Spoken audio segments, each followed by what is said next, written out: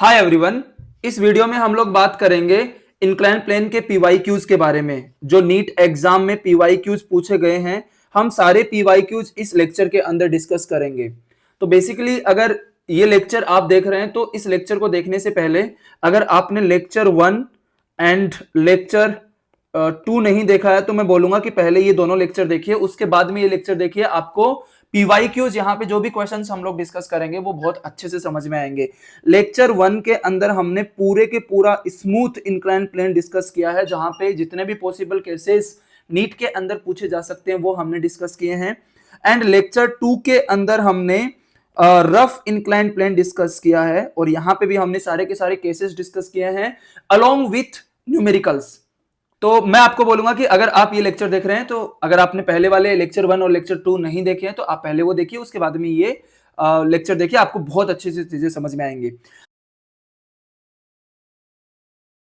तो हमने लेक्चर 1 में बात करी थी कि लेक्चर 3 के अंदर हम लोग कुछ क्वेश्चन स्यूडो फोर्स से रिलेटेड जो इंक्लाइन प्लेन के ऊपर बेस्ड हैं और पीवाईक्यूज डिस्कस करेंगे। तो ये हम लोग स्यूडो फोर्स के ऊपर क्वेश्चन यहाँ पे डिस्कस करते हैं। तो देखो, स्यूडो फोर्स की अगर बात करते हैं यहाँ पे, स्यूडो फोर्स, सो स्यूडो फोर्स अप्लाई करने के लिए आपको ऑब्जर्वर जो होता है, ऑब्जर्वर उसको नॉन इनर्शियल फ्रेम में होना होता है। अब बात आता है कि सर ये नॉन इनर्शियल फ्रेम क्या होती है। तो देखो, नॉन इनर्शियल जो फ्रेम होती है ना, नॉन इनर्शियल फ्रेम एक एक्सेलरेटेड फ्रेम होती है। जैसे यहां पे आप लोग देख सकते हो कि ये इंक्लाइन प्लेन चल रहा है, तो ये इंक्लाइन प्लेन एक नॉन इनर्शियल फ्रेम है। तो यहां पे ऑब्जर्वर को हम लोग इस नॉन इनर्शियल फ्रेम में यहां पे बिठा देते हैं। ये हमारा हो गया ऑब्जर्वर। ओके, आप इसको समझो कि ये ऑब्जर्वर है। अब ये ऑब्जर्वर जो है वो इस स्मॉल एम मास का जो ब्लॉक है उसके मोशन को एनालाइज कर रहा है, और इस ऑब्जर्वर को इस ब्लॉक का एक्सेलरेशन बताना है। तो जब ये ऑब्जर्वर इंक्लाइन प्लेन के अंदर बैठ के इसके मोशन को एनालाइज कर रहा है तो यहां पे स्यूडो फोर्स एक्ट करेगा। और स्यूडो फोर्स किस डायरेक्शन में एक्ट करेगा? इस बॉडी के ऊपर स्यूडो फोर्स एक्ट करेगा एम ए। एंड ये स्यूडो फोर्स, ये जो एक्सेलरेशन इधर की तरफ है वेज का, इस ब्लॉक, इस इंक्लाइन प्लेन का एक्सेलरेशन इधर की तरफ ए है, उसके अपोजिट डायरेक्शन में स्यूडो फोर्स एक्ट करेगा। तो इस ब्लॉक के ऊपर स्यूडो फोर्स जो एक्ट करेगा वो इधर की तरफ करेगा एम ए, इधर की तरफ इस ब्लॉक पे करेगा एम जी sine theta, gravity M G की वजह से इधर करेगा M ji cos theta, and इधर करेगा नॉर्मल। अब हम लोग सबसे पहले यहां पे इस ब्लॉक के ऊपर जितने भी फोर्सेस एक्ट कर रहे हैं उन सबको दिखा लेते हैं। तो ये तो हो गया स्यूडो फोर्स एम ए। इधर की तरफ इस ब्लॉक के ऊपर जो फोर्स लगेगा वो लगेगा एम जी साइन थीटा। इधर की तरफ इस ब्लॉक के ऊपर फोर्स लगेगा एम जी cos theta, M G cos theta. ये वाला लगेगा नॉर्मल। ओके, ये वाला लगेगा नॉर्मल। अब देखो, हमने पहले क्या बात करी थी, क्योंकि mg जो नीचे की तरफ लग रहा है इसके हमने दो कंपोनेंट ले लिए, along the incline plane and perpendicular to the incline plane. तो हमने लेक्चर 1 लेक्चर 2 में बात करी है कि अगर आपको इंक्लाइन प्लेन की कोई भी प्रॉब्लम सोल्व करनी है तो जितने भी फोर्सेस एक्ट कर रहे हैं उन सबको perpendicular to the incline plane and along the incline plane resolve कर लो, हमारा काम बन जाएगा। तो जैसे यहां पे ये एम ए इधर लग रहा है तो इसका एक component perpendicular to the incline plane ले लेंगे, एक कंपोनेंट हम लोग यहां पे ले लेंगे। तो अब देखो, हम एंगल देखते हैं। तो ये वाला एंगल थीटा है तो ये वाला एंगल भी थीटा होगा। ये कितना हो जाएगा? 90 माइनस थीटा। तो हमारा ये वाला एंगल कितना हो जाएगा? थीटा। तो इस एम ए का इधर कंपोनेंट कितना आ जाएगा? ये वाला कंपोनेंट आ जाएगा M A cos theta, and ये परपेंडिकुलर कंपोनेंट जो आ जाएगा वो आ जाएगा M A sine theta. Okay, तो अभी आप लोग देख सकते हैं यहां पे हमें केवल perpendicular to the force and along the force यहां पे लिखने हैं। तो इस डायग्राम को अगर हम लोग यहां पे फिर से बनाएं, देखो इस डायग्राम को, तो मैं यहां पे केवल परपेंडिकुलर एंड अलोंग फोर्सेस यहां पे रख रहा हूं, उसके बाद में इस ब्लॉक के ऊपर बाकी सारे फोर्सेस यहां पे मिटा रहा हूं। तो देखो, ये ब्लॉक जो है वो नीचे की तरफ मूव कर रहा है, दोनों फोर्स नीचे की तरफ लग रहे हैं, तो इसकी वजह से इस ब्लॉक के पास में एक एक्सेलरेशन आ जाएगा ए नीचे की तरफ। तो इस ब्लॉक के पास क्या है? A acceleration. And perpendicular to the incline plane यहां पे कोई भी मोशन नहीं है, तो ऊपर ये दोनों फोर्स की वैल्यू mg cos थीटा के इक्वल हो जाएगी। तो हम यहां पे क्या लिख लेंगे? Perpendicular to incline plane there is no force, no net force, no net force. So N plus M A sine theta is equal to हो जाएगा M G cos theta, and normal हो जाएगा यहाँ पे M G cos theta minus sine theta. Note, M जी common नहीं ले सकते हम लोग यहां से, तो सिंपली लिखेंगे N is equal to M G cos theta minus M A sine theta. ये हमारी नॉर्मल की वैल्यू आ जाएगी, लेकिन हमें तो ये एक्सेलरेशन निकालना है। तो एक्सेलरेशन यहां पे इन दोनों की वजह से आएगा, ये दोनों फोर्स सेम डायरेक्शन में एक्ट कर रहे हैं, तो हम लोग यहां पे एक्सेलरेशन ऑफ ब्लॉक निकाल देंगे। Acceleration of block along inclined plane A is equal to a net force divided by mass. Along the inclined plane, net force ma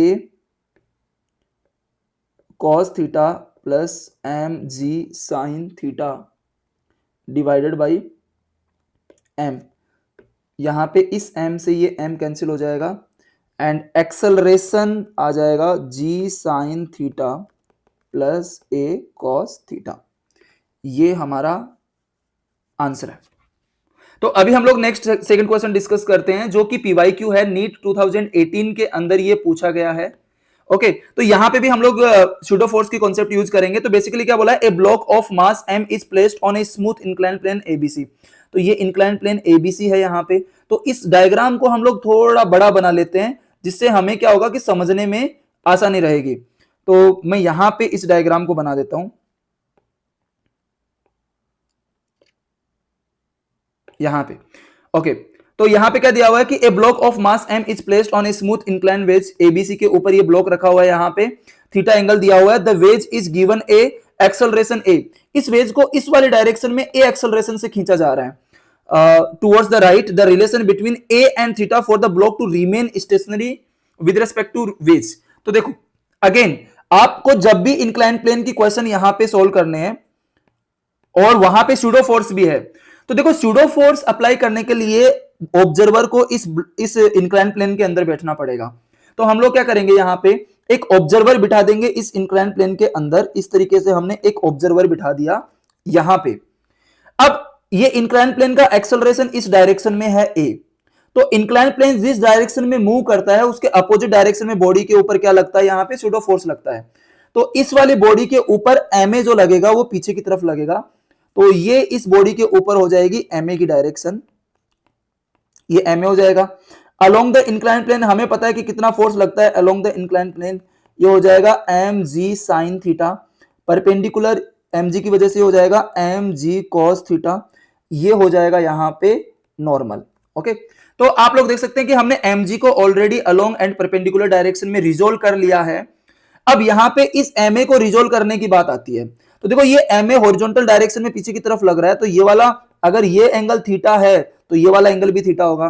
तो इस एमए का एक कंपोनेंट ये आएगा M A cos theta and एक component ये आ जाएगा एम ए साइन थीटा। बस इतना अगर आपने कर लिया तो इस क्वेश्चन के अंदर कुछ भी नहीं है। तो इधर जो कंपोनेंट आएगा वो आ जाएगा एम ए कोस थीटा। क्यों? क्योंकि ये वाला जो एंगल है, ये वाला जो एंगल है ये एंगल थीटा है, और यहां पे जो कंपोनेंट आएगा एम ए का, वो जो कंपोनेंट आ जाएगा एम ए साइन थीटा। तो देख सकते हैं यहां पे ये component M A sine theta हो जाएगा, ये एम ए कॉस थीटा हो जाएगा। अब इसके बाद में हमें क्या करना है, perpendicular to the component balance करना है। और अगर ये ब्लॉक यहां पे रेस्ट में, तो हॉरिजॉन्टल भी अलोंग द इंक्लाइन प्लेन भी ब्लॉक के ऊपर नेट फोर्स कितना रहेगा, 0। क्योंकि क्वेश्चन ये बोल रहा है कि अगर कोई ऑब्जर्वर इस इंक्लाइन प्लेन के अंदर बैठता है तो वो ऑब्जर्वर इंक्लाइन प्लेन का पार्ट है, तो उस ऑब्जर्वर को ये इंक्लाइन प्लेन यहां पे किस में दिख रहा है, रेस्ट के अंदर दिख रहा है। बस इतना सा करना है। तो हम लोग यहां पे क्या करेंगे, इस डायग्राम को फिर से बना लेंगे, जिसमें हम लोग केवल अलोंग एंड परपेंडिकुलर फोर्सेस दिखाएंगे यहां पे। तो यहां पे देखो ये वाला मैं हटा देता हूं। बस अब देखो परपेंडिकुलर कौन कौन से फोर्स हैं, ये नॉर्मल इन दोनों को बैलेंस करेगा, एंड अगर ब्लॉक रेस्ट में तो अलोंग भी कोई मोशन नहीं हो रहा, तो ये वाला इसको बैलेंस करेगा यहां पे। तो हम लोग यहां पे सिंपली क्या लिख देंगे, no motion of block along inclined plane, so F net on block is equal to 0। तो परपेंडिकुलर तो ये नॉर्मल इन दोनों को बैलेंस करेगा ही, हम लोग केवल अलोंग बात कर रहे हैं। तो अलोंग द इंक्लाइन प्लेन क्या होगा, ये एम जी साइन थीटा एम ए कॉस थीटा को बैलेंस कर देगा। तो यहां पे सिंपली लिख देंगे m ji sine theta is equal to m A cos theta. M m cancel हो जाएगा, हमारा ए इज इक्वल टू आ जाएगा यहां पे g sine theta by cos theta and this will become g tan theta. So acceleration is equal to ji tan theta. तो अगर इतना एक्सेलरेशन हम लोग यहां पे इस ब्लॉक को दे रहे हैं, ब्लॉक को नहीं, इतना एक्सेलरेशन अगर हम लोग यहां पे इंक्लाइन प्लेन को दे रहे हैं तो ये ब्लॉक रेस्ट में रहेगा, बस सिंपल। तो देखो अभी हम लोग क्वेश्चन नंबर 3 डिस्कस करेंगे। इसके अंदर क्या है, a block of mass m is placed on smooth wedge of inclination theta, the whole system is accelerated horizontally so that block does not slip over the wedge। देखो ये same question हमने ऊपर discuss किया है कि हम लोगों ने क्या किया था उसके अंदर कि इस वेज के ऊपर, इस इंक्लाइन प्लेन के ऊपर एक एक्सेलरेशन लगाया हमने। ये एक्सेलरेशन की वैल्यू जब a is equal to ji tan theta थी तो हमने ये देखा कि ये वाला जो ब्लॉक है इस इंक्लाइन प्लेन के ऊपर स्लिप नहीं करता है। ओके, स्लिप नहीं करेगा। तो ये एक्सेलरेशन तो हम लोग निकाल चुके हैं। अब इसमें क्या पूछ रहा है, the force exerted by wedge. तो बेसिकली यहां पे जो वेज है इस ब्लॉक के ऊपर क्या लगा रहा है, एक नॉर्मल लगा रहा है। ये नॉर्मल की वैल्यू हमें इस क्वेश्चन के अंदर फाइंड आउट करनी है। ओके, तो सबसे पहले तो when a is equal to g tan theta, a is equal to g tan theta, block m will be at rest with respect to wedge. ये हमने ऊपर कैलकुलेट किया है और ऊपर वाले डायग्राम में आप लोग यहां पे देख सकते हैं इसके अंदर कि पीछे की तरफ सूडो लगेगा। तो यहां पे भी क्या होगा, इस ब्लॉक के ऊपर पीछे की तरफ एम ए लगेगा जिसका एक कंपोनेंट आएगा ये एम ए कॉस थीटा, एक कंपोनेंट ये आएगा एम ए साइन थीटा और यहां पे एम जी साइन थीटा नीचे लगेगा एंड इसी डायरेक्शन में क्या लगेगा, एम जी कॉस थीटा लगेगा और इधर की तरफ लगेगा नॉर्मल। तो ये फोर्सेस यहां पे लगेंगे। तो मैं डायरेक्ट यहां पे फोर्सेस दिखा देता हूं। तो ये तो लगेगा नॉर्मल एंड ये यहां पे लग जाएगा एम ए कॉस थीटा, ये यहां पे लगेगा एम ए साइन थीटा, इधर की तरफ लग जाएगा इधर एम जी साइन थीटा, ग्रेविटेशनल फोर्स जो है उसके कंपोनेंट, एंड इधर की तरफ एम जी कॉस थीटा लगता है, ये एम जी कॉस थीटा ये लग जाएगा। अब देखो इस क्वेश्चन के अंदर हमें क्या पूछा है, हमें इस क्वेश्चन के अंदर नॉर्मल की वैल्यू पूछी है। तो नॉर्मल की वैल्यू इन दोनों फोर्स के इक्वल होगी क्योंकि परपेंडिकुलर डायरेक्शन में कोई भी मोशन नहीं है। तो सिंपली हम लोग यहां पे लिख देंगे normal is equal to M G cos theta plus M A sine theta. And अब हमारे पास में इस a की वैल्यू है, सो a को हम लोग क्या लिख सकते हैं, a is equal to ji sine theta by cos theta ऐसे लिख सकते हैं। तो a की वैल्यू यहां पे पुट करेंगे तो नॉर्मल आ जाएगा M G cos theta plus M G sine theta by cos theta. ये तो हमने पुट कर दी a की value into sine theta.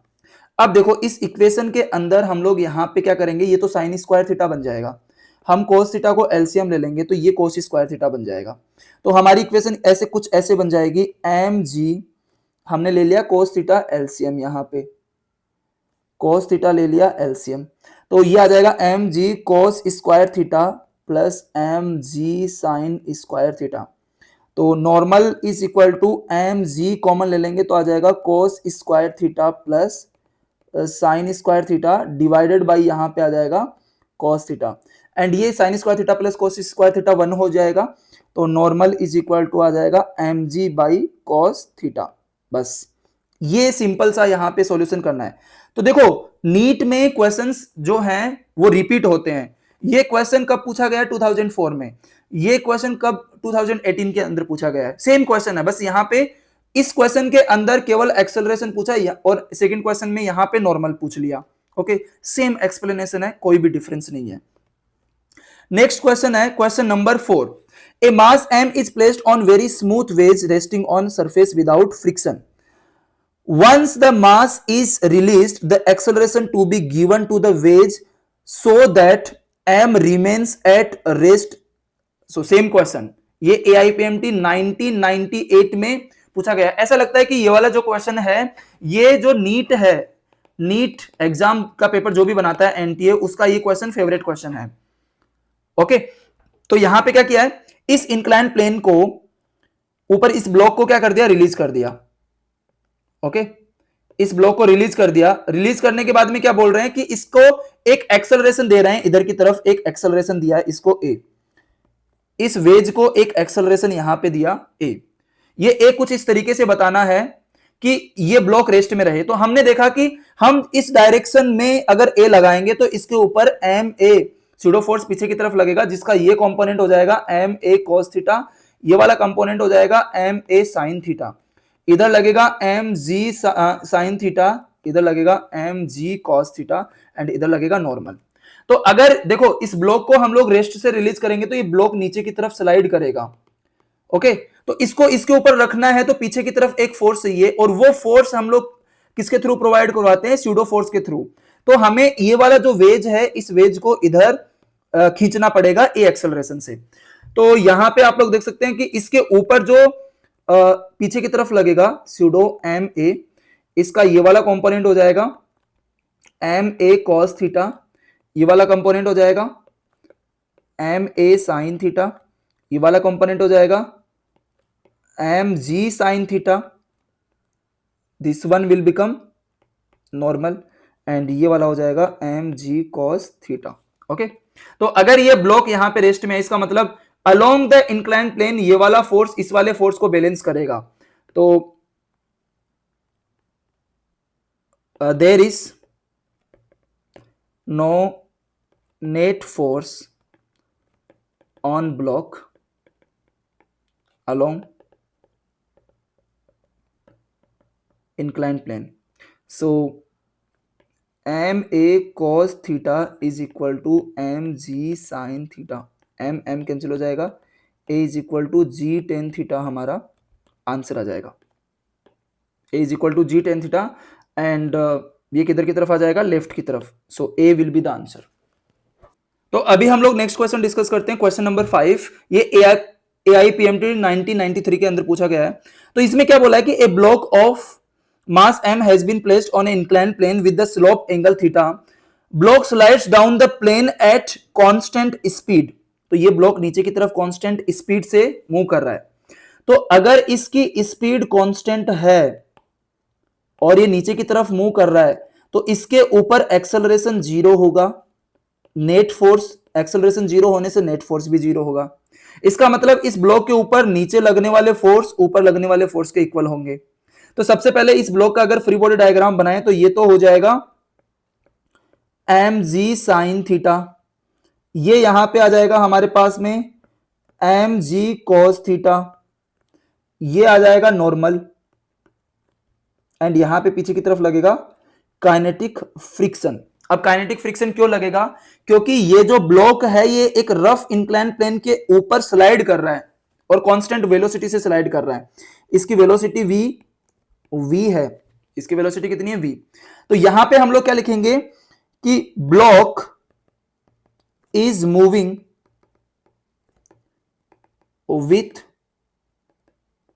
Constant speed, so acceleration is equal to zero, F net is equal to zero along inclined plane. Okay, तो देखो ये एक रफ इंक्लाइन प्लेन है, तो हम लोग ये जो इंक्लाइन प्लेन है इसका mu S coefficient of static friction मान लेते हैं, एंड म्यू के इसका कोफिशिएंट ऑफ काइनेटिक फ्रिक्शन हमने मान लिया म्यू के। अब देखो ये ब्लॉक नीचे की तरफ जा रहा है और ये v जो है ये कांस्टेंट है, इसका मतलब नेट फोर्स जीरो करने के लिए हमें mg की वैल्यू किसके इक्वल करनी पड़ेगी, fk के इक्वल, और fk की वैल्यू हमें पता है। तो हम लोग यहां पे क्या लिखेंगे, mg sin theta is equal to fk, and fk की वैल्यू होती है म्यू के into normal. So mg sin theta is equal to mu K, and अगर इस डायग्राम में ध्यान से देखो तो इस नॉर्मल की वैल्यू mg cos थीटा के इक्वल है, तो ये आ जाएगा mg cos theta, mg cancel हो जाएगा यहां पे, sin theta divided by cos theta is equal to आ जाएगा म्यू के। तो म्यू के इज इक्वल टू आ जाएगा टेन थीटा, और यही हमारा आंसर है। तो अभी क्वेश्चन नंबर 6 डिस्कस करते हैं। यहां पे क्या दिया हुआ है कि ये there are two incline surfaces of equal length L, same angle of inclination 45 degree. तो मैंने यहां पे दो इंक्लाइन प्लेन पहले से बना लिया है, एक स्मूथ है, एक रफ इंक्लाइन प्लेन है, जिसका coefficient of kinetic friction mu के यहां पे दिया हुआ है। इसने क्या बोला है कि हम लोग यहां पे इस ब्लॉक को स्मूथ इंक्लाइन प्लेन से रिलीज करते हैं रेस्ट से। सो रिलीज करने का मतलब इनिशियल वेलोसिटी हो गई 0। जब ये ब्लॉक यहां पे एल डिस्टेंस कवर करके नीचे आता है, ये एल डिस्टेंस कवर करके नीचे आता है, तो मान लेते हैं कि ये वाला पॉइंट बी है, इनिशियल पॉइंट ए हो गया। जब ये ब्लॉक ए से बी पे आता है तो इसको कितना टाइम लगता है, टी। अगर यही same block rough inclined plane पे ए से बी पे आए और एल डिस्टेंस कवर करे तो इसको 2t टाइम लगता है, मतलब स्मूथ के कंपैरिजन में डबल टाइम लग जाता है 2t। तो हमें यहां पे म्यू के की वैल्यू बतानी है। बहुत सिंपल क्वेश्चन है, कुछ भी नहीं है इसमें, आराम से करेंगे, आराम से समझेंगे, आप लोग बस ध्यान देना। देखो ये नीट इसी साल पूछा गया है, नीट 2025 के अंदर। तो इस टाइप के क्वेश्चंस पूछे जाते हैं, और इस टाइप के क्वेश्चंस को करने के लिए आपकी कॉन्सेप्ट बहुत स्ट्रांग होनी चाहिए। ओके, तो मैं यहां पे बहुत अच्छे से एक्सप्लेन करूंगा, आपको कोई भी डाउट नहीं आएगा, बस आप लोग इसको देखना। तो यहां पे देखो, ये ब्लॉक पहले तो इसकी इनिशियल वेलोसिटी 0 हो जाएगी, तो इसकी इनिशियल वेलोसिटी होगी 0। इस पॉइंट को हम लोग नाम दे देते हैं ए पॉइंट, इस पॉइंट को नाम दे देते हैं बी पॉइंट। ऐसे ही रफ इंक्लाइन प्लेन पे इसको ए नाम दे देंगे, इसको बी नाम दे देंगे, और इसकी इनिशियल वेलोसिटी कितनी है, 0। अब देखो, अगर ये स्मूथ इंक्लाइन प्लेन है तो इधर की तरफ एम जी साइन थीटा लगेगा, ऊपर की तरफ नॉर्मल लगेगा, इधर की तरफ लगेगा एम जी कॉस थीटा। बस ये वाले फोर्स इसके ऊपर लगेंगे, तो ये वाला फोर्स कितना हो जाएगा, एम जी साइन थीटा, ये वाला फोर्स हो जाएगा नॉर्मल, एंड ये वाला फोर्स इधर हो जाएगा एम जी कॉस थीटा, और ये वाली लेंथ है, ये वाली लेंथ कितनी है, एल। तो बेसिकली आप लोग देख सकते हैं कि ये वाला जो ब्लॉक है, इस ब्लॉक का मास हम लोग मान लेते हैं कि एम मास है इस ब्लॉक का। तो ये आप लोग देख सकते हैं कि ये एम मास का ब्लॉक इधर की तरफ जो फोर्स लग रहा है एम जी साइन थीटा, उसकी वजह से मूव कर रहा है, तो इसके पास में इधर एक एक्सेलरेशन आ जाएगा, और वो एक्सेलरेशन हम लोग कितना मान लेते हैं, ए एक्सेलरेशन मान लेते हैं। तो ये वाला ब्लॉक रेस्ट से रिलीज कर रहे हैं, ए एक्सेलरेशन से चल रहा है, एल डिस्टेंस कवर कर रहा है, और मान लो कि यहां पे टाइम 0 है, जब ये ब्लॉक यहां पे आएगा तो टाइम कितना हो जाएगा, टी। तो ये वाला टाइम हमारा कितना हो जाएगा, यहां पे t इज इक्वल टू 0 है, एंड जब ब्लॉक यहां पे आएगा तो ब्लॉक को कितना टाइम हो गया, t टाइम हो गया। तो यहां पे acceleration of block, acceleration of along inclined plane, तो a is equal to M G sine theta divided by M, तो ये आ जाएगा g साइन थीटा, और टाइम कितना लगेगा, टी इज, इसको टी स्मूथ बोल देता हूँ ना, ये क्या बोल दिया मैंने, टी स्मूथ बोल दिया, और सिंपली हाँ टी स्मूथ बोल देते हैं इसको टी स्मूथ बोल देते हैं। So t smooth is equal to, तो अब हम लोग यहां पे है ना सेकेंड इक्वेशन ऑफ मोशन लगा देंगे, s is equal to U T plus half A T square. तो यहां पे ये तो 0 है, एंड इस s की वैल्यू कितनी है, l, तो हमारा आ जाएगा यहाँ पे t स्मूथ स्क्वायर हो जाएगा बेसिकली। तो t smooth square is equal to 2l by a, ये l, s की वैल्यू कितनी है, l। तो हमारा t smooth is equal to आ जाएगा रूट, यहाँ पे root 2l by ji sine theta. Okay, so अभी इस क्वेश्चन के अंदर थीटा की वैल्यू 45 डिग्री दी है, तो यहां पे हम लोग theta is equal to 45 degree लिख लेते हैं, इसको लास्ट में पुट करेंगे, तो इसको इक्वेशन 1 बोल देते हैं हम लोग। अब हम लोग यहां पे रफ इंक्लाइन प्लेन की बात करते हैं, तो रफ इंक्लाइन प्लेन पे क्या होगा कि जब ये ब्लॉक नीचे की तरफ मूव करने का ट्राई करेगा तो एम जी साइन थीटा नीचे की तरफ लगेगा, और ऊपर की तरफ लगेगा यहाँ पे काइनेटिक फ्रिक्शन, एंड ये वाला हमारा हो जाएगा नॉर्मल, एंड ये वाला कितना हो जाएगा, एम जी कॉस थीटा। तो यहां पे इस ब्लॉक के नीचे की तरफ जो लगेगा वो लगेगा एम जी साइन थीटा, ये लगेगा यहाँ पे नॉर्मल, इधर की तरफ लगेगा यहाँ पे M G cos theta, and ऊपर की तरफ यहाँ पे लगेगा kinetic friction F K. And kinetic friction की जो वैल्यू होती है यहाँ पे एफ के इज इक्वल टू होता है म्यू के इंटू एन। सो यहाँ पे एफ क्या आ जाएगा, म्यू के इंटू एम जी कॉस थीटा, क्योंकि यहाँ पे नॉर्मल की वैल्यू किसके इक्वल है, एम जी कॉस थीटा के इक्वल है। तो ये काइनेटिक फ्रिक्शन की वैल्यू आ गई। अब देखो बोल रहे हैं कि ये ब्लॉक ए पॉइंट से बी पे जा रहा है, और मान लेते हैं कि यहां पे टाइम कितना है, t is equal to 0 time है। एंड जब ये ब्लॉक यहां से यहां पहुंचेगा तो इसको टी आर टाइम लग रहा है। कितना टाइम लग रहा है, इसको मान लेते हैं कि टी आर टाइम लग रहा है यहां से यहां तक। और ये जो टी आर है इसकी वैल्यू क्वेश्चन के अंदर 2 टाइम्स ऑफ टी स्मूथ दी गई है, तो हम लोग इस वाली इक्वेशन को यूज करेंगे फाइनल आंसर निकालने के लिए। और ये लेंथ यहां पे सेम लेंथ एल दी गई है। ओके, तो हम लोग क्या करेंगे, ये ब्लॉक अगर नीचे की तरफ मूव कर रहा है तो इसका एक्सेलरेशन निकालेंगे। इसका एक्सेलरेशन मान लेते हैं कितना है यहाँ पे, ए डेस इसका एक्सेलरेशन है यहाँ पे। तो ध्यान से देखो, जब ये ब्लॉक नीचे की तरफ स्लाइड करेगा तो नीचे की तरफ फोर्स लग रहा है mg sin थीटा, ऊपर की तरफ f के फोर्स लग रहा है। तो हमारे पास में ए डेस आ जाएगा along the incline plane mg sin theta minus F k divided by m. So a dash is equal to M G sine theta minus F k की वैल्यू कितनी हो जाएगी यहाँ पे, mu k m ji cos theta and divided by M. तो m will get cancel, हमारे पास आ जाएगा a dash is equal to ji sine theta minus mu के जी कॉस थीटा। ये हमारे पास ए डेस की वैल्यू आ गई, ए डेस। तो अब हम लोग सेकेंड इक्वेशन यहां पे अप्लाई करेंगे, S is equal to U T plus half A डेस टी रफ स्क्वायर। तो यहां पे एक्सेलरेशन ए डेस है, टाइम टी रफ बोल रहे हैं, और ये डिस्टेंस तो एल सेम है, तो ये तो वैल्यू हो जाएगी 0। एंड इसको हम लोग लिख सकते हैं यहाँ पे t rough square is equal to 2s by a dash. तो यहाँ पे t rough is equal to आ जाएगा रूट एस की वैल्यू कितनी है यहाँ पे 2l डिवाइडेड बाई ए डेस की वैल्यू कितनी आई है अभी ऊपर हमारी, ए डेस की वैल्यू जी साइन थीटा माइनस म्यू के जी कॉस थीटा। ये हमारी ए डेस की वैल्यू आई है। तो ये टी आर आ गया हमारा, time taken by block to move from top to bottom on rough incline plane, ये हमारा स्मूथ के ऊपर आ गया। अब जो क्वेश्चन के अंदर दिया हम लोग वो वाली इक्वेशन यूज करेंगे। क्वेश्चन के अंदर बोला है कि जो ये टी आर है ये 2 टाइम्स ऑफ टी एस है। तो टी आर की वैल्यू अगर हम लोग यहां पे पुट करेंगे तो टी आर की वैल्यू आ जाएगी 2l divided by ji sine theta minus mu के जी कॉस थीटा। ये हमारी आ जाएगी इसकी value is equal to root 2l divided by ji sine theta into 2।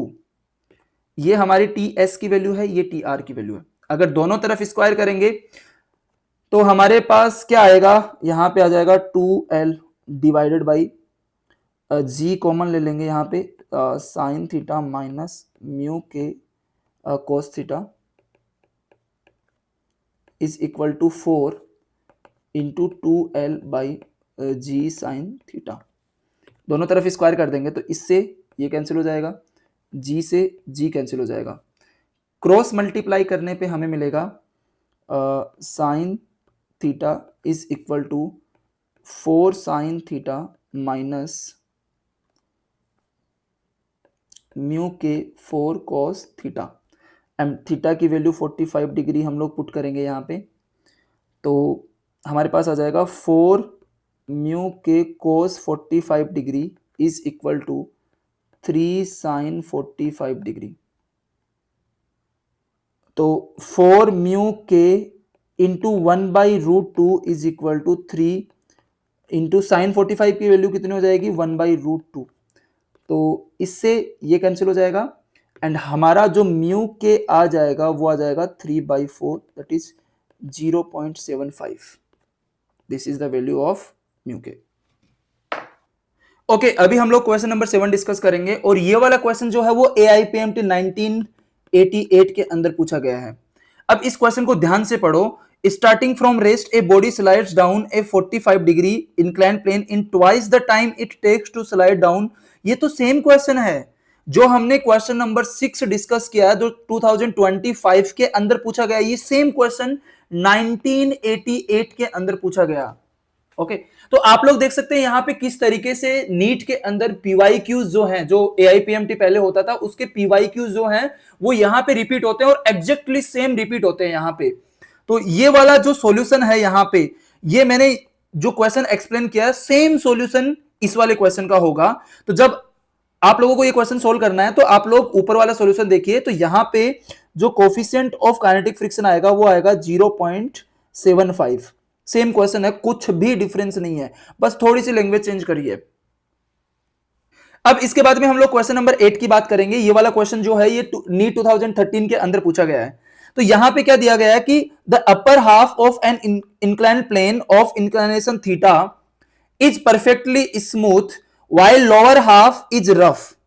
A block starting from rest at the top of the plane will again come at rest at the bottom of the plane if the coefficient of friction between the block and the lower half of the plane is given by, if that coefficient is mu, we have to find out this mu. Okay, तो यहां पे देखो question को समझते हैं। हमारे पास एक incline plane है। अब ये इंक्लाइन प्लेन की लेंथ हम लोग मान लेते हैं L, 2L मान लेते हैं। तो इसने बोला कि आधा लेंथ जो है ये L है, ये L तो है स्मूथ, एंड नीचे वाला जो है, नीचे वाली जो L डिस्टेंस है ये है रफ। ओके, और इसने बोला है कि यहां से टॉप से एक ब्लॉक को रिलीज कर रहे हैं रेस्ट से, तो इनिशियल वेलोसिटी 0 है। जब ब्लॉक बॉटम पे पहुंचेगा यहां पे तो फाइनल वेलोसिटी भी क्या होगी, 0 होगी। तो सबसे पहले हम लोग इस सिचुएशन का डायग्राम बना लेते हैं, उसके बाद में देखते हैं इस क्वेश्चन को कैसे सोल्व किया जा सकता है। अभी देख सकते हो आप लोग यहां पे इस डायग्राम के अंदर एक ब्लॉक है, उसको ए पॉइंट से रिलीज कर रहे हैं, तो ए पॉइंट पे वेलोसिटी कितनी होगी, 0। ये ब्लॉक नीचे की तरफ स्लाइड करेगा क्योंकि इसके ऊपर mg sin थीटा लग रहा है। फिर जैसे ही ये ब्लॉक सी पॉइंट पे पहुंचेगा, जैसे ही ये ब्लॉक सी पॉइंट पे पहुंचेगा, इस ब्लॉक, अब यहां से रफ इंक्लाइन प्लेन स्टार्ट हो जाता है। तो जब ये ब्लॉक नीचे की तरफ स्लाइड करेगा mg sin थीटा की वजह से, तो ऊपर की तरफ इसके ऊपर काइनेटिक फ्रिक्शन लगना एक्ट हो जाएगा, स्टार्ट हो जाएगा, जिसकी वजह से ये ब्लॉक फाइनली कहां पे रेस्ट पे आ जाता है, बी पॉइंट पे ब्लॉक रेस्ट पे आ जाता है अगेन। तो पहले तो ये जो हमारे पास में सिचुएशन है, इसको, इसका डायग्राम मैं सी पॉइंट पे भी यहां पे क्या कर लेता हूं, ये ब्लॉक बना देता हूं। अब देखो यहां से सी से ए के बीच की जो डिस्टेंस है वो है एल, एंड सी से बी के बीच की डिस्टेंस भी कितनी है, एल। अगर यहां पे देखो तो ऊपर की तरफ लगेगा नॉर्मल, नीचे की तरफ लगेगा mg cos थीटा, एंड इधर की तरफ लगेगा mg sin थीटा। तो इस ब्लॉक के ऊपर यहां पे नीचे की तरफ लग रहा है mg sin थीटा, इधर की तरफ लग रहा है mg cos थीटा, एंड ऊपर की तरफ यहां पे लग जाएगा नॉर्मल। तो ये वाले फोर्स इस ब्लॉक के ऊपर लग रहे हैं, तो अलोंग, तो नॉर्मल तो इसको बैलेंस कर देगा। ये block along the incline plane, ये वाला जो फोर्स है यहां तक पहुंचेगा। जैसे ये ब्लॉक यहां तक पहुंचेगा, अब यहां पे फ्रिक्शन लगना स्टार्ट हो जाएगा, इस ब्लॉक पे ऊपर की तरफ फ्रिक्शन लगना स्टार्ट हो जाएगा, और वो फ्रिक्शन कौन सा है, काइनेटिक फ्रिक्शन।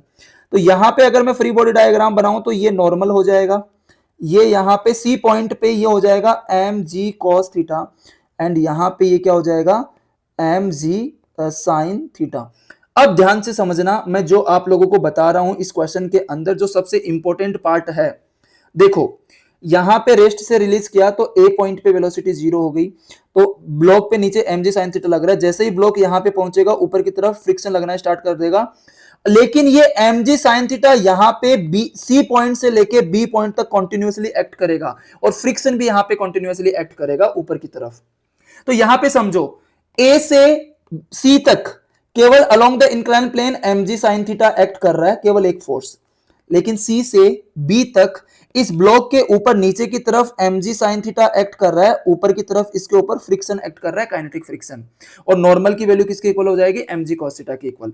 तो यहां पे हम लोग सबसे पहले, अब देखो हम लोग यहां पे AC की बात करते हैं, A से C तक। सो AC के अंदर ये जो प्लेन है ये स्मूथ है, and force acting along the inclined plane कौन सा है, mg sin थीटा। अब उसके बाद में बात करते हैं हम लोग CB की बात करते हैं। C से लेके B तक रफ प्लेन है और यहां पे जो F नेट एक्ट कर रहा है वो नीचे की तरफ mg sin थीटा कर रहा है और ऊपर की तरफ कितना कर रहा है, F के। नीचे की तरफ mg sin थीटा कर रहा है, ऊपर की तरफ कितना कर रहा है, F के।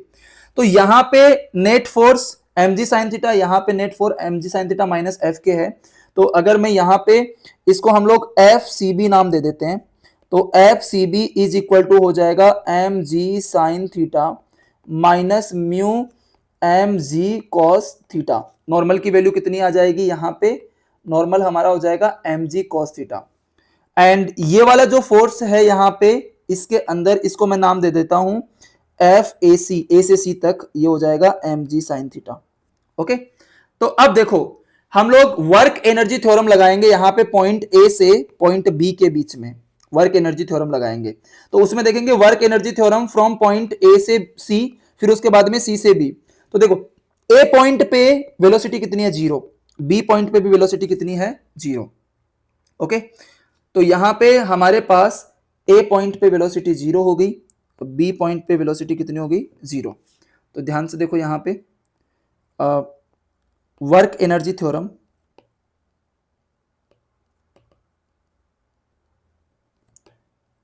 Between A and B. तो यहां पे work done by all is equal to K final minus K initial. Final 0 है, इनिशियल भी 0 है। ओके, ए पॉइंट पे वेलोसिटी 0 है तो काइनेटिक एनर्जी 0 हो जाएगी, बी पॉइंट पे भी वेलोसिटी 0 है तो फाइनल काइनेटिक एनर्जी भी 0 हो जाएगी।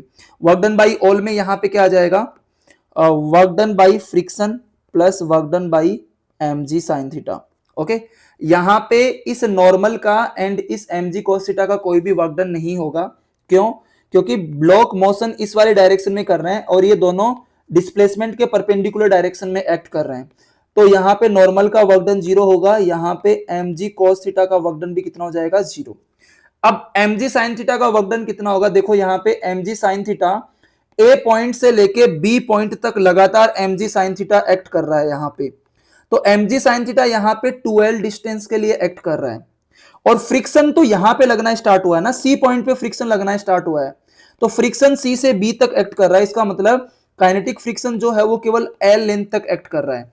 और काइनेटिक फ्रिक्शन का वर्क डन नेगेटिव होगा, क्यों, क्योंकि ब्लॉक का डिस्प्लेसमेंट नीचे की तरफ है, काइनेटिक फ्रिक्शन ऊपर की तरफ एक्ट कर रहा है। तो हम लोग यहां पे वर्क डन बाई फ्रिक्शन क्या लिखेंगे, ये 0 हो जाएगा, माइनस एफ के इंटू एल, एंड ये यहां पे एफ के into L plus M G sine theta into 2l, ये 0 हो जाएगा। साइन थीटा जो एम जी साइन थीटा लग रहा है वो 2l लेंथ तक लग रहा है। तो यहां पे हम लोग क्या लिखेंगे, m ji sine theta into 2l is equal to f के into l.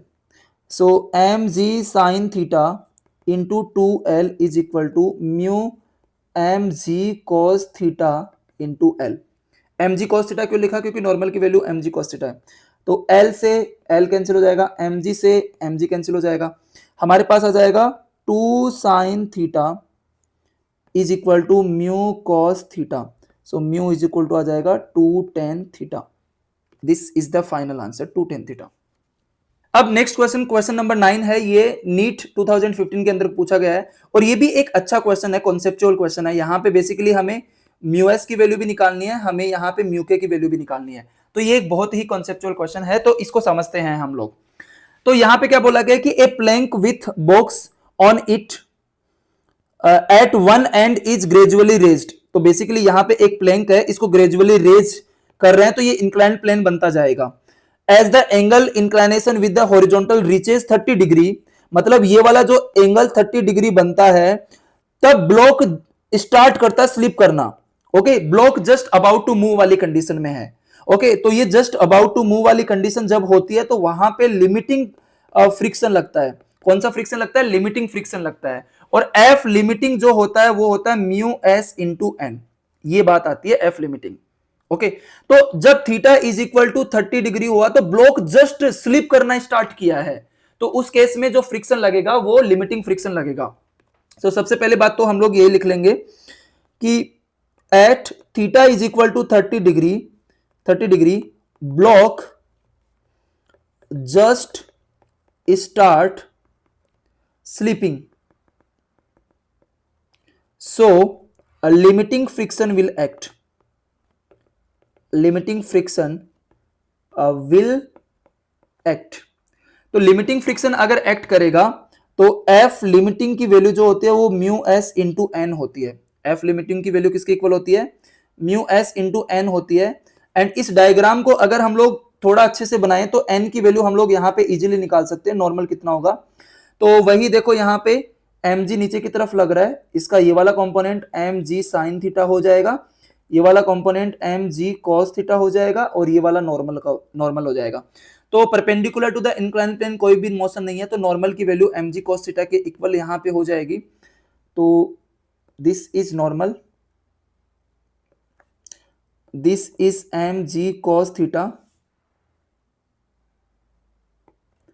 M ji sine theta. Okay and पीछे की तरफ जो फ्रिक्शन लगेगा इस कंडीशन में वो लगेगा लिमिटिंग फ्रिक्शन। तो हम लोग यहां पे क्या लिख देंगे कि और इस ब्लॉक का एक्सेलरेशन यहां पे कितना है, 0, क्योंकि block just about to move वाली कंडीशन में ब्लॉक चल नहीं रहा है, जस्ट स्लिप करना स्टार्ट किया तो एक्सेलरेशन 0 है। तो हम लोग यहां पे क्या लिख देंगे, एक्सेलरेशन 0 है तो अलोंग द इंक्लाइन प्लेन ये वाली जो एम जी साइन थीटा है वो लिमिटिंग के इक्वल होगा, नॉर्मल जो है वो एम जी कॉस थीटा के इक्वल होगा। तो नॉर्मल की वैल्यू हो जाएगी एम जी cos theta, so f limiting हो जाएगा म्यू एस एम जी कॉस थीटा। थीटा की वैल्यू यहाँ पे 30 डिग्री है। ओके तो यहाँ पे M G sine theta is equal to f limiting that is mu s m ji cos theta.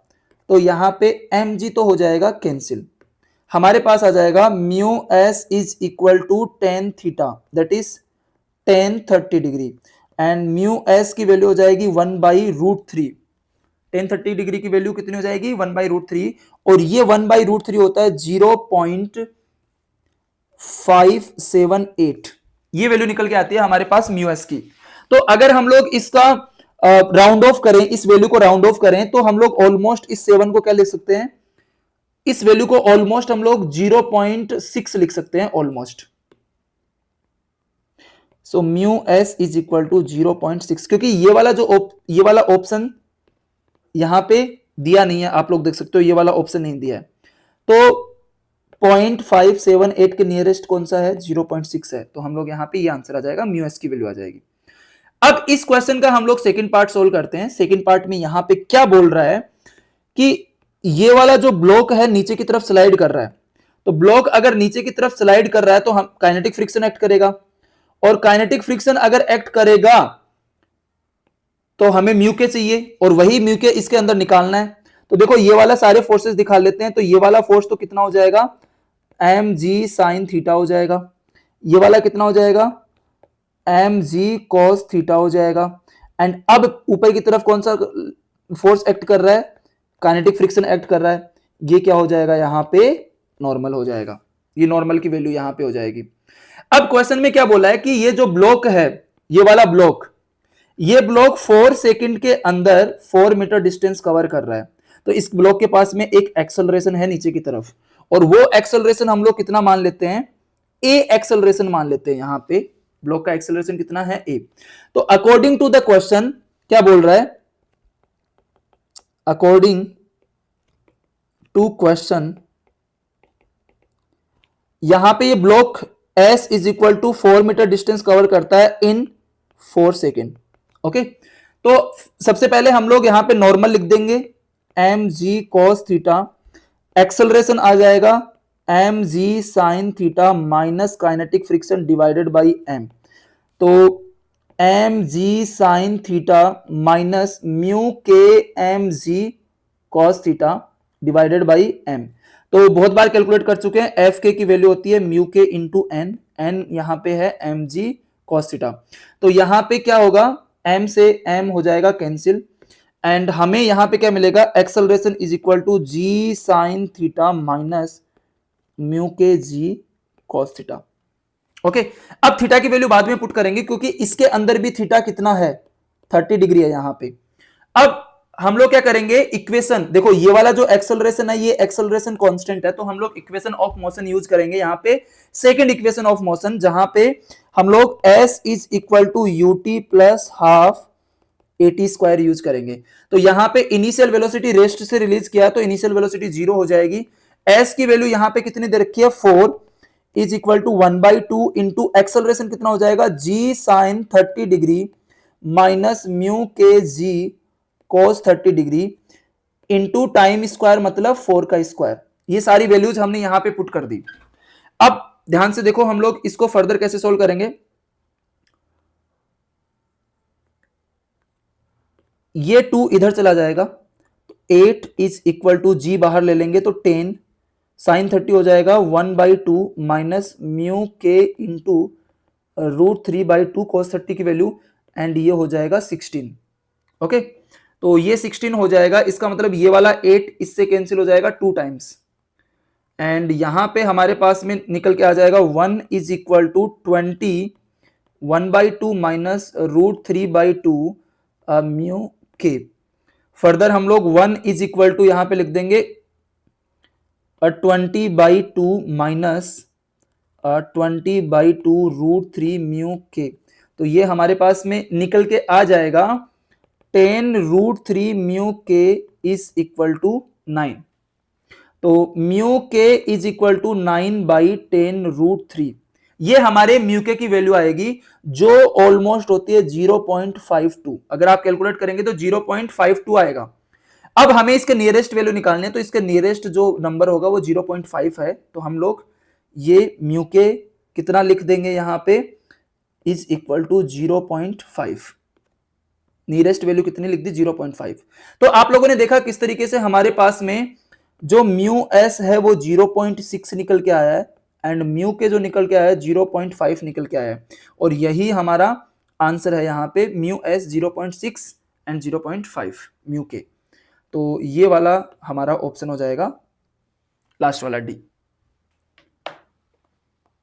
Okay, तो ये हम अभी तक हमने सारे नीट के पीवाईक्यूज डिस्कस कर लिए जो भी अभी तक पूछे गए हैं। अब हम लोग दो तीन जेई मेन के पीवाईक्यूज भी लेंगे। ओके, उसके बाद में आप लोगों को इस टॉपिक से related, smooth and rough incline plane से रिलेटेड कोई भी डाउट नहीं होगा। ओके, तो जैसे हमने बात करी थी कि हम लोग जेई मेन के भी पीवाईक्यूज डिस्कस करेंगे, तो टोटल मैंने यहां पे 4 पीवाईक्यूज लिए हैं जेई मेन के, जो कि अभी रिसेंटली 23, 24, 25 के अंदर पूछे गए हैं।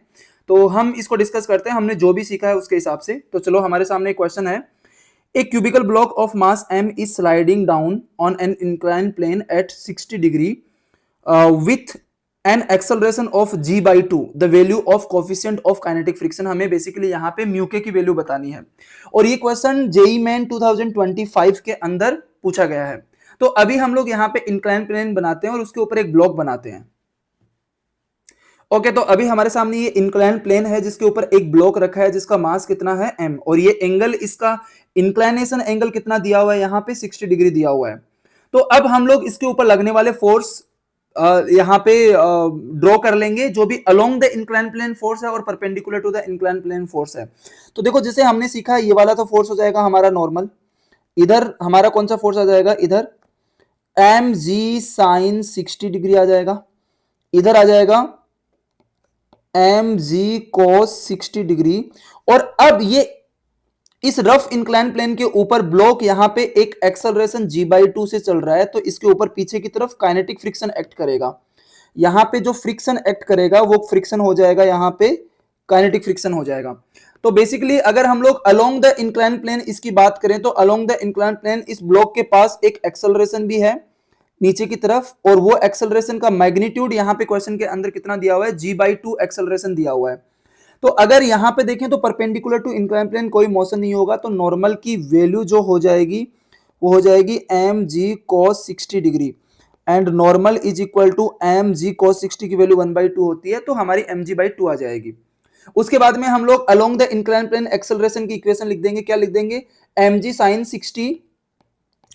sin 60 degree minus kinetic friction divided by m is equal to हमारा क्या हो जाएगा, एक्सेलरेशन दो, जो कि कितना दिया हुआ है, g/2 यहां पे दिया हुआ है।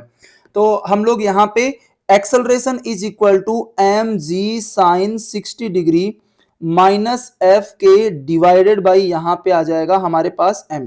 तो अब नॉर्मल की वैल्यू दी हुई है तो हम लोग काइनेटिक फ्रिक्शन की वैल्यू निकालेंगे। काइनेटिक फ्रिक्शन हमारा कितना हो जाएगा, म्यू के इंटू एन, तो ये हो जाएगा म्यू के mg/2 हो जाएगा काइनेटिक फ्रिक्शन।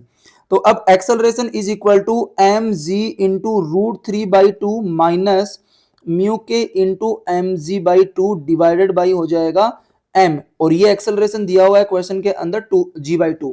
तो यहाँ पे आप लोग देख सकते हैं कि m से m कैंसिल हो जाएगा यहाँ पे, एंड g से g भी कैंसिल हो जाएगा बोथ द साइड, एंड हमारे पास यहाँ पे क्या बचेगा, √3/2 minus mu k by 2 is equal to 1/2। तो हम लोग यहाँ पे लिख देंगे mu k by 2 is equal to √3/2 minus 1/2, और ये आ जाएगा √3 माइनस 1 डिवाइडेड बाई 2।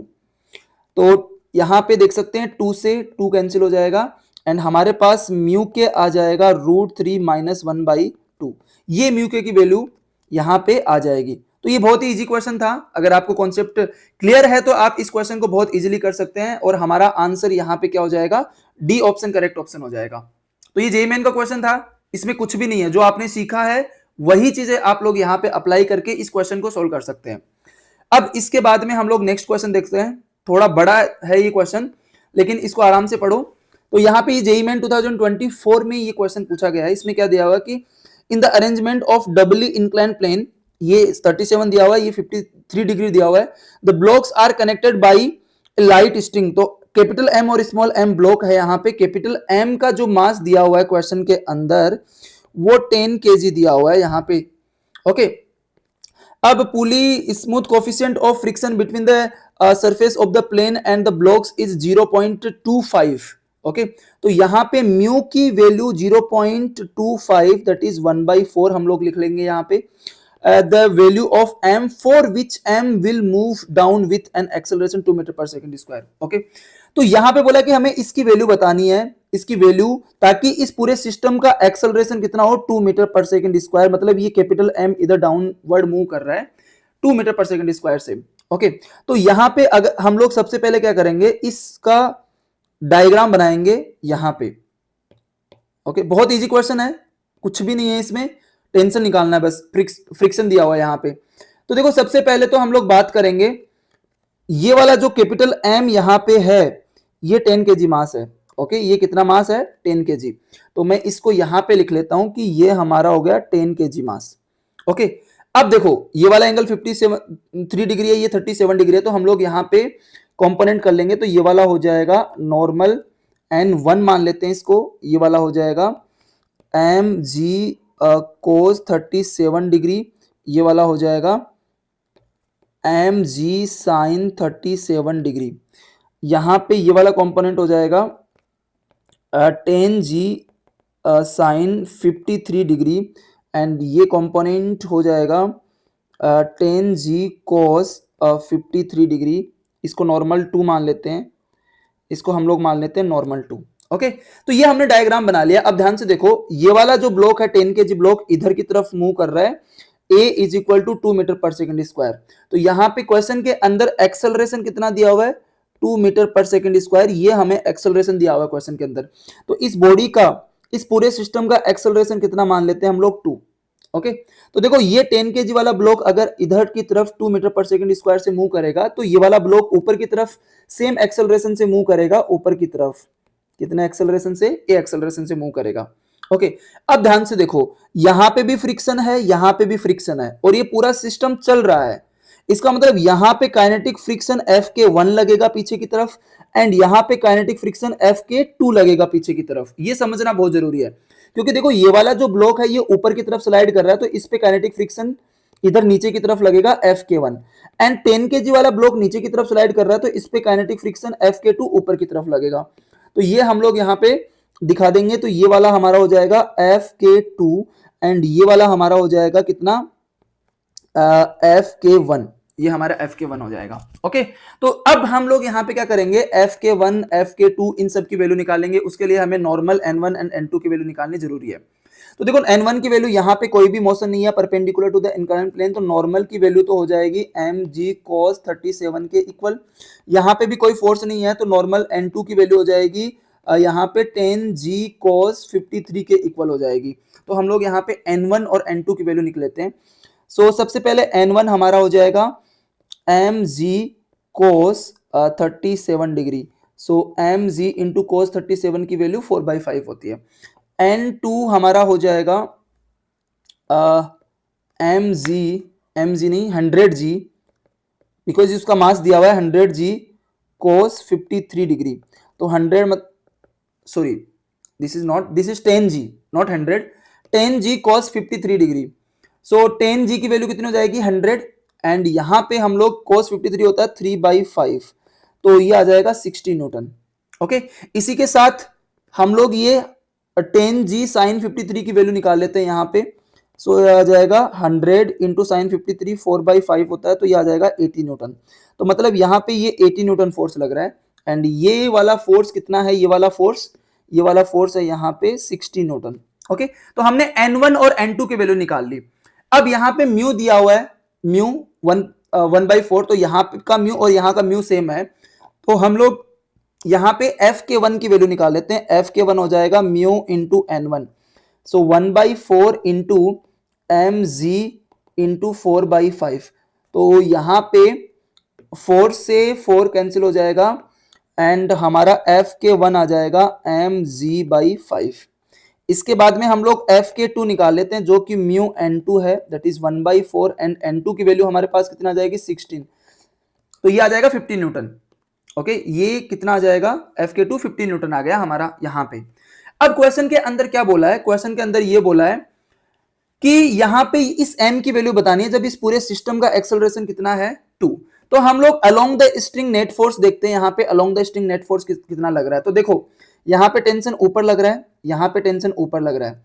तो सबसे पहले टेंशन की वैल्यू अगर हम लोग दिखाएं तो यहाँ पे टेंशन T ऊपर की तरफ है, यहाँ पे टेंशन T ऊपर की तरफ है, पुली पे यहाँ पे नीचे की तरफ है, एंड यहाँ पे नीचे की तरफ है। तो देखो यहाँ पे टेंशन इक्वल है अपोजिट डायरेक्शन में, तो ये एक दूसरे को कैंसिल कर देंगे, यहाँ पे भी एक दूसरे को कैंसिल कर देंगे।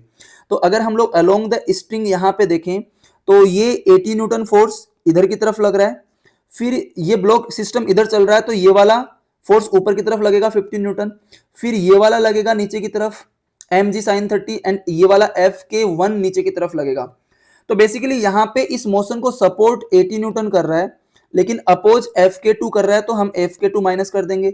FK1 भी अपोज कर रहा है, तो इसको भी माइनस कर देंगे। mg sin 37 भी कर रहा है, तो mg sin 37 कितना हो जाएगा 3mg/5, इसको भी हम लोग माइनस कर देंगे एंड डिवाइडेड बाई m कर देंगे, तो ये हमारा एक्सेलरेशन आ जाएगा। m plus capital M plus small m करेंगे तो हमारा एक्सेलरेशन आ जाएगा, सीधी सी बात है। तो देखो इसकी वैल्यू कितनी हो जाएगी, mg sin 30 यहाँ पे ये हो जाएगा mg इंटू 3/5। ओके, तो एक्सेलरेशन लिख लेते हैं। Acceleration is equal to net force along string divided by total mass. तो इसको आप लोग एक बार फिर से देख लो कि मैंने फोर्सेस यहाँ पे कैसे बताए हैं। तो मैं यहाँ पे डायरेक्ट एक्सेलरेशन लिख रहा हूं, total mass. So AT minus FK2 minus FK1 minus 3mg/5 divided by capital M plus small m।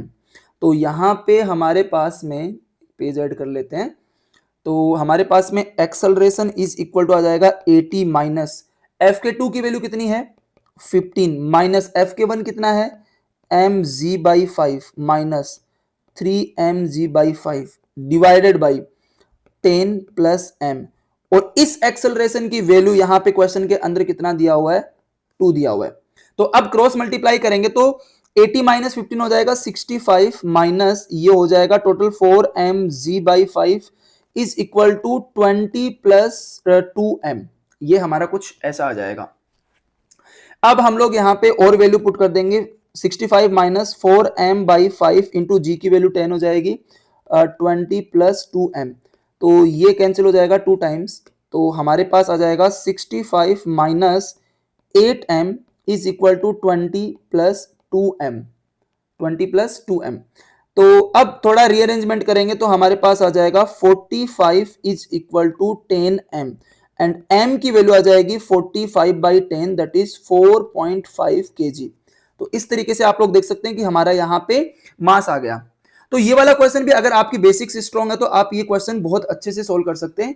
काफी अच्छा क्वेश्चन था एंड इस टाइप का क्वेश्चन एनटीए भी पूछ सकता है नीट के एग्जाम में। बहुत हार्ड क्वेश्चन नहीं है, बहुत इजी क्वेश्चन है। तो ये हमारा यहाँ पे आंसर आ गया।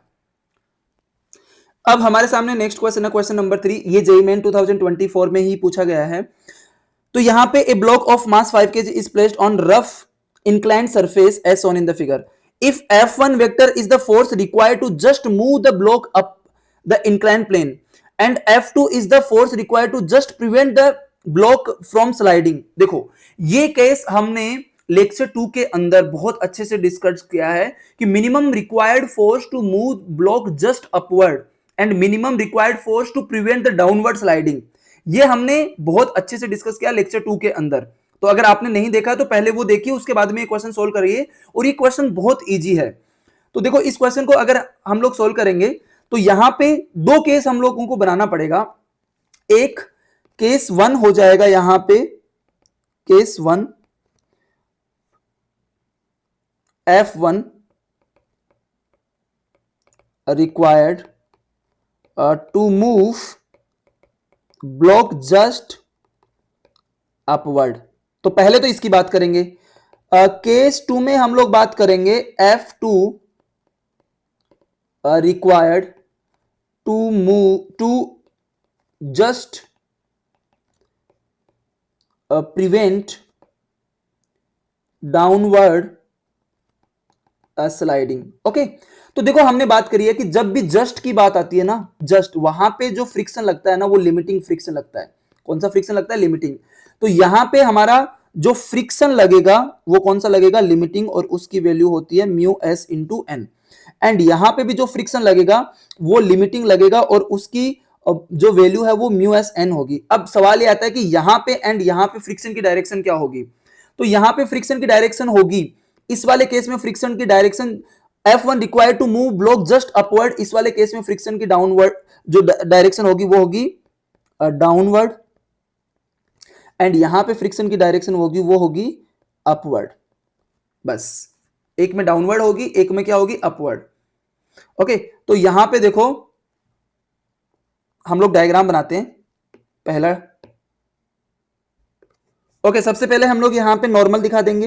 ये नॉर्मल हो जाएगा हमारा, ये वाला हो जाएगा 5g cos 30 डिग्री, ये वाला हो जाएगा 5g sin 30 डिग्री, एंड नीचे की तरफ यहां पे लगेगा लिमिटिंग, एंड ऊपर की तरफ हम लोग लगा रहे हैं फोर्स F1। तो ये F1 वो मिनिमम फोर्स है जो इस ब्लॉक को जस्ट ऊपर की तरफ मूव करवाने के लिए चाहिए। तो इस ब्लॉक की मूव करने की टेंडेंसी ऊपर की तरफ है, तो यहां पे लिमिटिंग फ्रिक्शन नीचे की तरफ लगेगा। और जब ब्लॉक फ्रिक्शन वाले चैप्टर में जब ब्लॉक जस्ट मूव करने वाली कंडीशन में होता है ना, उस टाइम पे ब्लॉक का एक्सेलरेशन जो होता है ना वो 0 होता है। तो ब्लॉक का एक्सेलरेशन 0 होने का मतलब ऊपर लगने वाले फोर्स नीचे लगने वाले फोर्स के इक्वल होंगे। एंड सेम यहां पे हम लोग क्या बना सकते हैं कि ये वाला तो हो जाएगा नॉर्मल, ये वाला हो जाएगा 5g cos 30 डिग्री, ये वाला हो जाएगा 5g sin 30 डिग्री। एंड अब देखो हम लोग F2 ऊपर लगा रहे हैं, इस ब्लॉक को हम लोग नीचे स्लाइड करने से रोक रहे हैं। ये फोर्स ऊपर की तरफ लगा के इस ब्लॉक को नीचे स्लाइड करने से रोक रहे हैं। तो आप लोग सोचो कि इस ब्लॉक की टेंडेंसी किधर मूव करने की है? नीचे मूव करने की है। ये ब्लॉक अगर ये फोर्स हटा लेंगे तो ये ब्लॉक नीचे की तरफ मूव कर जाएगा। तो जब ये फोर्स लगा के हम लोग इसको नीचे की तरफ जस्ट रोकना चाह रहे हैं कि ये नीचे की तरफ ना फिसले, तो यहां पे लिमिटिंग फ्रिक्शन जो लगेगा ना वो ऊपर की तरफ लगेगा। तो यहां पे ये वाली जो डायरेक्शन हो जाएगी ये लिमिटिंग फ्रिक्शन की डायरेक्शन हो जाएगी।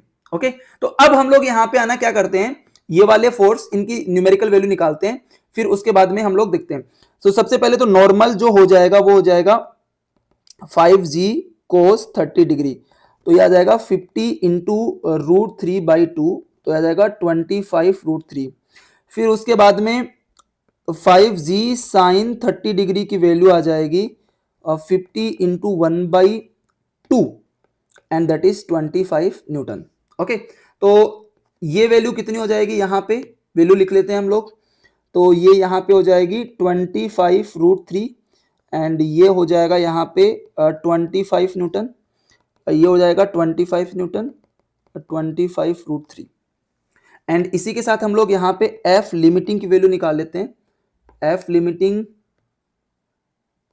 इज इक्वल टू हो जाएगा mu into n, and mu की वैल्यू क्वेश्चन के अंदर कितनी दी हुई है 0.1, 0.1 इंटू नॉर्मल आ जाएगा 25√3। सो ये आ जाएगा 2.5√3, ये हमारी किसकी वैल्यू आ जाएगी, लिमिटिंग की वैल्यू आ जाएगी। ओके, तो अब देखो यहां पे इस वाले केस में हम लोग यहां पे क्या करेंगे, F1 इन दोनों के एडिशन के इक्वल हो जाएगा एंड यहां पे F2 प्लस FL इन दोनों के इसके एडिशन के इक्वल हो जाएगा। तो केस 1 में अगर हम लोग लिखना चाहें, केस 1 में एक्सेलरेशन 0 है, इसका मतलब F1 की जो वैल्यू है F1 वो है F लिमिटिंग प्लस 25 न्यूटन, तो ये F लिमिटिंग आ जाएगा। एंड यहां पे केस 2 के अंदर भी एक्सेलरेशन 0 है, बट यहां पे F2 प्लस F लिमिटिंग की जो वैल्यू है वो 25 न्यूटन के इक्वल है, 25 न्यूटन के इक्वल है। तो अब हम लोग क्या करेंगे, यहां पे इसको 1 मान लेते हैं इक्वेशन, इसको 2 मान लेते हैं और हमें F1 माइनस F2 निकालना है। सो FL प्लस 25 माइनस इसको लिख देंगे यहां पे F2 is equal to 25 minus FL, तो ये हो जाएगा 25 माइनस FL। सो ये वैल्यू आ जाएगी 2FL प्लस 25 माइनस 25, तो ये दोनों कैंसिल हो जाएंगे एंड यहां पे हमारे पास 2 इंटू FL की वैल्यू 2.5√3 है, तो आंसर आ जाएगा 5√3 F1 माइनस F2। सो ये हमारे पास 5√3 आंसर आ जाएगा, ये फाइनल आंसर है इस क्वेश्चन का। ओके, तो ये भी बहुत इजी क्वेश्चन था, आप लोगों को समझ में आया होगा। इसके बाद में हम लोग यहाँ पे लास्ट क्वेश्चन डिस्कस करते हैं, ये वाला। ये तो बहुत इजी क्वेश्चन है। इसमें क्या पूछा है कि इस स्ट्रिंग के अंदर टेंशन बताना है। सबसे पहले हमें चेक करना पड़ेगा कि ये सिस्टम चल रहा है कि नहीं चल रहा। उसके लिए हमें यहाँ पे क्या करने पड़ेंगे, कंपोनेंट करने पड़ेंगे। तो ये वाला कंपोनेंट कितना हो जाएगा 40 साइन 60 डिग्री, ये वाला कंपोनेंट हो जाएगा 40 कोस 60 डिग्री, इसको मान लेते हैं नॉर्मल N1। यहाँ पे ये कंपोनेंट हो जाएगा नॉर्मल, ये फोर्स हो जाएगा नॉर्मल N1, ये कंपोनेंट हो जाएगा 10 साइन 30 डिग्री एंड ये sorry cos 30 degree not sine, ये हो जाएगा 10 कोस 30 डिग्री, ये हो जाएगा 10 साइन 30 डिग्री। यहाँ पे टेंशन ऊपर की तरफ मान लेते हैं T एंड ये वाला टेंशन ऊपर की तरफ हो जाएगा। तो देखो टेंशन तो जो होते हैं वो इंटरनल फोर्स होते हैं, तो कैंसिल हो जाते हैं। अब ध्यान से देखो इनकी न्यूमेरिकल वैल्यू निकालते हैं, तो इसकी ये वाली न्यूमेरिकल वैल्यू हो जाएगी 5 न्यूटन, ये वाली न्यूमेरिकल वैल्यू हो जाएगी 5√3, ये वाली न्यूमेरिकल वैल्यू हो जाएगी 20√3 एंड ये वाली हो जाएगी 20। तो ये वाला 5 न्यूटन फोर्स है, ये वाला 20 न्यूटन फोर्स है, ये वाला 5√3 न्यूटन फोर्स है, ये वाला 20√3 न्यूटन फोर्स है। ओके, तो अब हम लोग क्या करेंगे, यहाँ पे एक्सेलरेशन मान लेते हैं। तो ये 20√3 ज्यादा है इससे, तो ये सिस्टम इधर की तरफ ए एक्सेलरेशन से जाएगा, तो ये ऊपर की तरफ ए एक्सेलरेशन से जाएगा। यहाँ पे फ्रिक्शन लेस सरफेस है एंड तो मान लेते हैं कि 4 kg नीचे की तरफ ए एक्सेलरेशन से जा रहा है, तो 1 kg को ऊपर की तरफ ए एक्सेलरेशन से जाना पड़ेगा। अब along the string net force कितना होगा, टेंशन तो एक दूसरे को कैंसिल कर देंगे, तो हम लोग ये वाला 20√3 माइनस 5 ये नेट फोर्स है अलोंग द स्ट्रिंग। तो यहां पे acceleration of system a is equal to net force along string divided by net force along string divided by total mass, total mass. So A is equal to net force along the string कितना आ जाएगा 20√3 minus 5 divided by 5, तो आ जाएगा 4√3-1। ये हमारा आ जाएगा acceleration metre per second square. But हमें तो टेंशन निकालना है, तो टेंशन निकालने के लिए क्या करना है, किसी भी एक बॉडी का फ्री बॉडी डायग्राम बना के सोल्व कर लो। तो मैं यहाँ पे 4 kg वाले का फ्री बॉडी डायग्राम बनाता हूँ और उसकी इक्वेशन लिखता हूँ। तो यहाँ पे 4 kg वाले का फ्री बॉडी डायग्राम बना लेंगे यहाँ पे हम लोग। तो ये हो गया 4 kg, इस पे ऊपर की तरफ लग रहा है टेंशन T, नीचे की तरफ जो फोर्स लग रहा है वो लग रहा है 20√3 और इसका एक्सेलरेशन कितना है, a इसका एक्सेलरेशन है। तो इसके लिए इक्वेशन क्या लिखेंगे, 20√3 minus tension is equal to ma, that is 4 into a। So 20√3 minus t is equal to 4√3-1। तो 20√3 minus tension is equal to 16√3-4। तो टेंशन को इधर लेके आएंगे तो, और इन सब फोर्सेस को इधर लेके आएंगे तो हम लोग लिख सकते हैं 20√3 minus 16√3 plus 4 is equal to tension. So tension is equal to आ जाएगा 4√3 plus 4। So t is equal to 4 common ले लेंगे तो यहाँ पे आ जाएगा √3 प्लस 1। तो ये हमारा टेंशन निकल के आ जाएगा इस वाले क्वेश्चन में, रस्सी के अंदर जो स्ट्रिंग हाउस के अंदर टेंशन आ जाएगा। तो ये हमारा आंसर हो जाएगा। तो कौन सा ऑप्शन सही हो जाएगा यहाँ पे, ऑप्शन नंबर बी करेक्ट हो जाएगा, ऑप्शन नंबर बी करेक्ट।